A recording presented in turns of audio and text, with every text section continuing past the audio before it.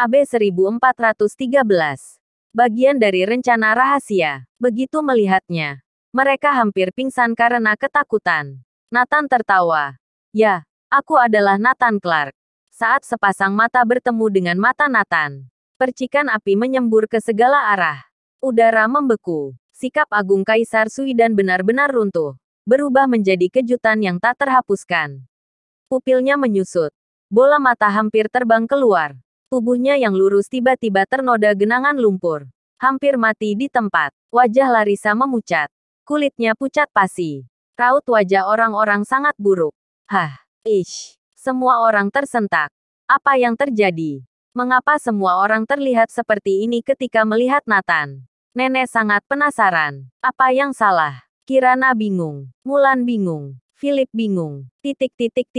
Semua orang bingung. Apa Nathan Clark begitu menakutkan? Hanya raut wajah 6 pelayan yang tampak normal. Tuan Ton. Dia Nathan Clark pengkhianat. Kami telah menangkapnya. Kami mohon Anda untuk menghakiminya. Sadi dan lainnya menyanjung. Adi. Setelah bereaksi, Kaisar Suidan segera melemparkan dirinya ke depan Nathan. Dan tanpa sadar berbicara. Tapi tiba-tiba teringat sesuatu. Kata-kata itu tiba-tiba tersangkut di tenggorokannya. Jadi kamu adalah mantan Dewa Perang Kunlun. Ternyata masih muda. Kaisar Suidan segera mengubah kata-katanya. Kamu yang ingin menghakimiku. Nathan tersenyum dan menatap Kaisar Suidan. Aku, VTTT. Kaisar Suidan sangat ketakutan hingga hampir muntah darah. Lainnya, seperti Larissa, hampir berlutut. Tuan Ton. Dia adalah pengkhianat. Kamu harus menghukumnya. Ya, pengkhianat seperti ini tidak boleh hidup. Sadi dan yang lain terus memohon.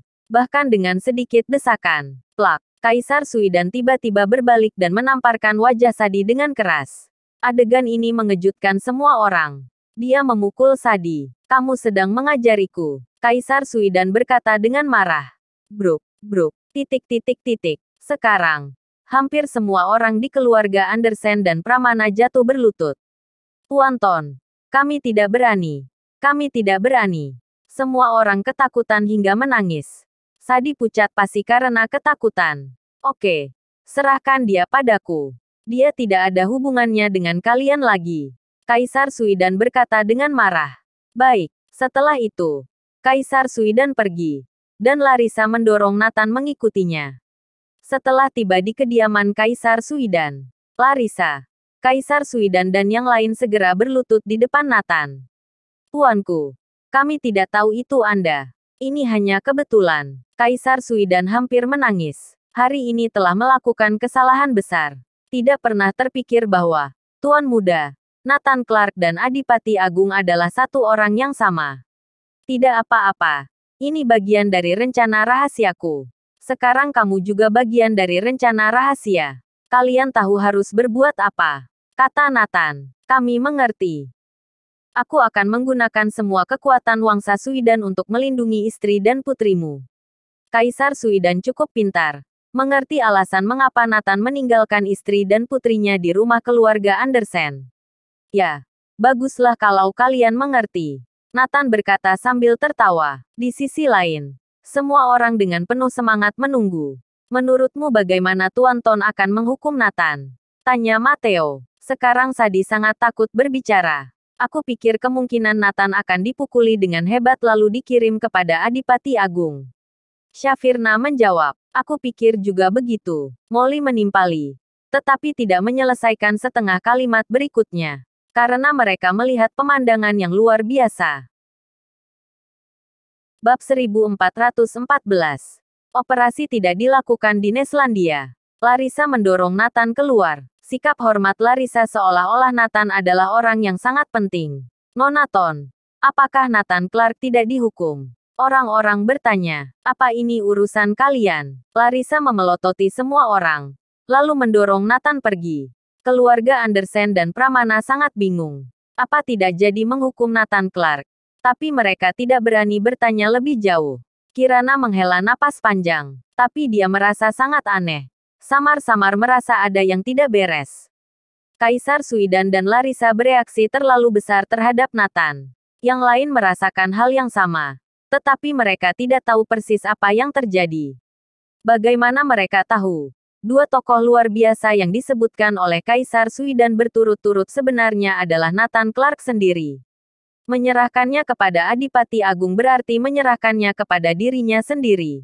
Setelah Nathan kembali ke villa, dia mulai mengoordinasikan situasi secara keseluruhan.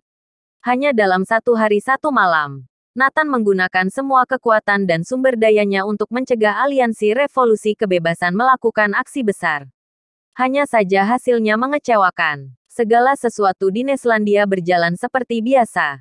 Bahkan aliansi revolusi kebebasan pun tidak melakukan apa-apa. Dan tidak ada tanda-tanda mereka beraksi. Bahkan ratusan ribu orang dari Wangsa Suidan yang dikerahkan tidak menemukan petunjuk apapun.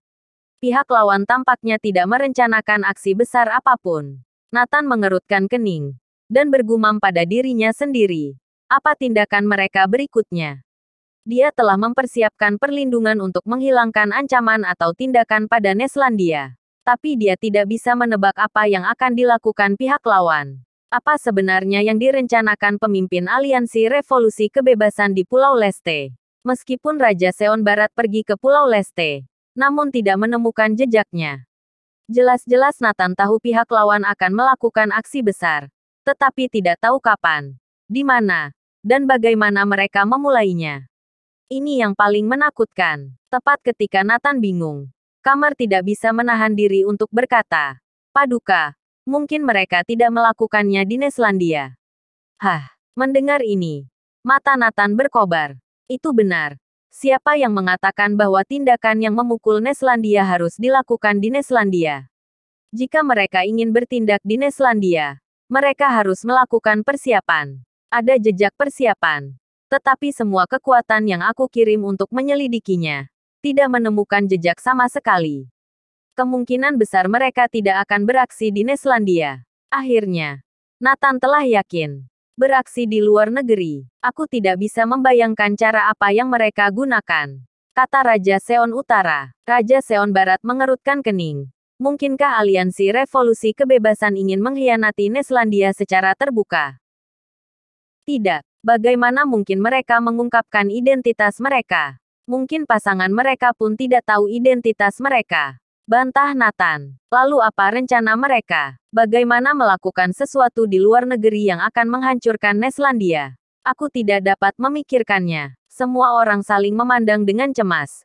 Benar-benar tidak bisa mengetahuinya. Nathan mengelus hidungnya. Sepertinya aku tahu apa yang akan mereka lakukan. Apa? Semua orang menoleh serempak. Saat ini, Nathan menerima telepon rahasia dari prajurit Fradron. Sambil mendengarkan, wajah Nathan berangsur-angsur menjadi sangat serius. Beberapa orang di sebelahnya sesak, bahkan tidak berani bernapas. Setelah menutup panggilan rahasia, Nathan menarik napas panjang. Benar saja. Seperti prediksiku. Benar-benar seperti itu. Nathan tersenyum misterius. Semua orang memandang Nathan dengan curiga. Ingin tahu apa isi panggilan rahasia prajurit Fradron. Apa yang telah Nathan prediksi dengan benar? Bersambung.